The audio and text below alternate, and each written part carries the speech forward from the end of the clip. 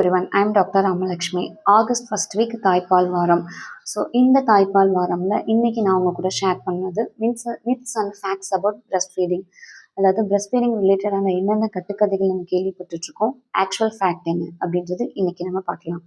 So number 1 myth காமனாக கேள்விப்படுறது அம்மாவோட breast size சின்னதாக இருந்ததுன்னா மில்க் செக்ரேஷன் கம்மியாக இருக்கும் அப்படின்றது உண்மையே கிடையாது.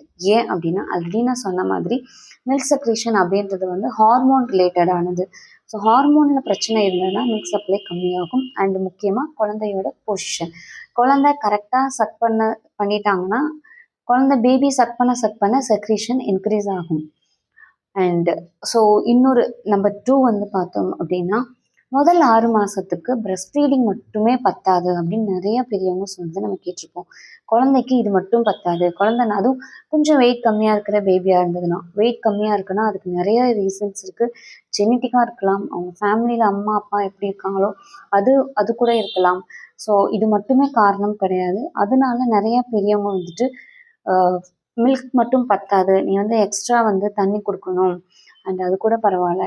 நிறைய பேர் பிஸ்கெட்ஸ்லாம் கொடுக்க ஆரம்பிக்கிறாங்க. 3 மாதம் ஆனவுடனே பிஸ்கெட்டை தண்ணீரை கலந்து கொடு, அப்போ தான் குழந்தை நல்லா இருக்கும். கண்டிப்பாக கிடையவே கிடையாது. 6 மாதம் பிரஸ்ட் மில்க் மட்டுமே போதும். ஏன் அப்படின்னா பிரஸ்ட் மில்க்லேயே 87% நீர்ச்சத்து இருக்குது. இது தவிர குழந்தைக்கு தேவையான, அது இப்போ மட்டும் கிடையாது, வாழ்நாள் முழுதும் தேவையான proteins, vitamin, minerals, fat, carbohydrate, இது தவிர சில ஹார்மோன்ஸ் கூட இருக்குது. குழந்தையோட பசியை தூண்டக்கூடிய, தூக்கம் வரக்கூடிய, ஸோ இந்த மாதிரியான அந்த பாண்டிங் இது எல்லாமே பிரஸ்ட் மில்கில் மட்டும்தான் கிடைக்கும். அண்ட் குழந்தைக்கு தேவையான குட் பாக்டீரியாவும் இதில் தான் இருக்குது. ஸோ முதல் 6 மாதம் தாய்ப்பால் மட்டும்தான் நல்லது. அண்டு இன்னொன்று பிரஸ்ட் மில்க் பெயின் சில பேர் சொல்கிறாங்கன்னா, நிறைய பேர் சொல்லுவாங்க இது காமன் தான், நீ பால் கொடுக்குறப்ப வலி இருக்க தான் செய்யும். அது உண்மையான்னு கேட்டால் கண்டிப்பாக அவசியம் கிடையாது. இந்த வலிகள்லாம் எப்போ வரும் அப்படின்னா குழந்தை கரெக்டாக பொசிஷனில் அது நம்ம அந்த நிப்பிள் காம்புகளை கரெக்டாக பிடிச்சி சக் பண்ணாங்கன்னா பெயின் இருக்காது. அதை நம்ம லேச்சிங் அப்படின்னு சொல்லுவோம். ஸோ ஏற்கனவே என்னோட வீடியோஸில் போய் பார்த்தீங்கன்னா தெரியும், பிரஸ்ட் ஃபீடிங் இஷ்யூஸில் அந்த கிராக்டு நிப்பிள் இதெல்லாம் வர்றதுக்கு இந்த லேச்சிங்கும் முக்கியமான காரணம். ஸோ எல்லாருக்குமே பிரஸ்ட் ஃபீடிங் அப்போ பெயின் இருக்கணுன்ற அவசியம் கிடையாது.